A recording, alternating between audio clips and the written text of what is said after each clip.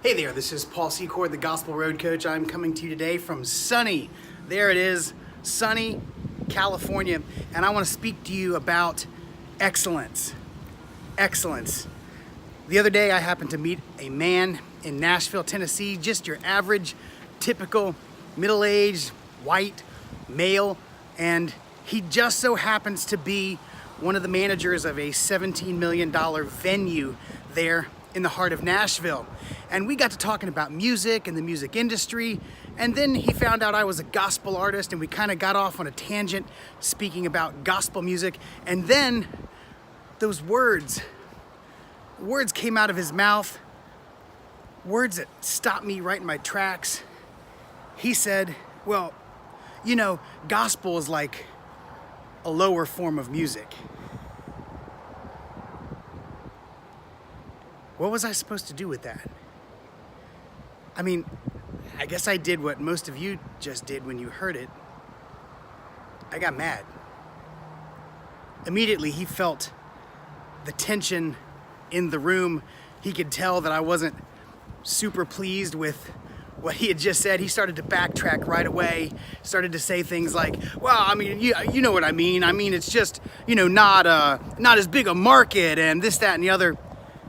He said anything he could to try to soften the blow of the words that he had just spoken.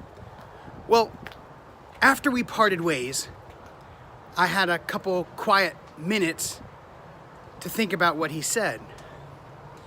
I don't think he really knows any gospel artists. The venue he manages doesn't host any gospel shows. He deals mostly with country and pop music acts.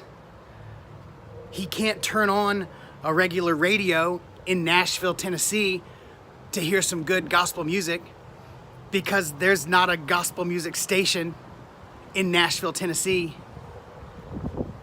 So where exactly is he supposed to experience excellent gospel music? I mean, maybe he would stumble onto some online or on social media or maybe even live, but even then, would it be excellent? Here's what I know. About 500 years ago, the church was the hub, the very center of excellent art. People came from the world over to see and hear and experience and feel the greatest art in the world. Musicians, sculptors, painters, artists, composers, architects. They were all employed by the church, and everything they did was excellent because they understood it was reflecting the glory of God. So we fast forward to 2019. Is the art that we make now, the music we create, the songs we write, the performances we give, will they stand the test of time? Will people come the world over to see and hear and experience what we create? The internet has changed everything. There's no longer a single hub for excellent arts. Now you can just put anything you want on the internet, social media. You can go direct to your customer. You can sell songs directly to them. There's no middleman. It's an amazing time to be alive if you're an independent artist. But I feel like we've lost excellence. So I want to challenge you in 2019. And I want to challenge myself in 2019. Stop phoning it in. Be excellent. God deserves your very, very best. What cathedral are you building? Are you building something right now that's going to bring people the world over to see and hear and feel it? Will it stand the test of time like that art did? If you want it to stand the test of time, it's going to require hard work and talent and vision.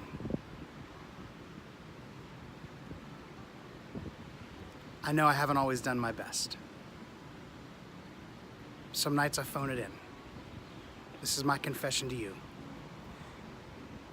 How about in 10 years, I find that guy and have a conversation with him about how amazing gospel music is, how it came out of nowhere, how it changed the musical and artistic landscape. That's the conversation I want to have. Is the art you're making right now going to be part of that conversation? I want my art to be part of that. So I'm going to work a little harder in 2019. I'm going to take voice lessons in 2019. I'm going to get coached in 2019. Anything I have to do to reflect the fullness of God's glory in my art, I'm going to do it. And I challenge you to do the same. Till next time, this is Paul Secord, the Gospel Road Coach, and I'll see you out there.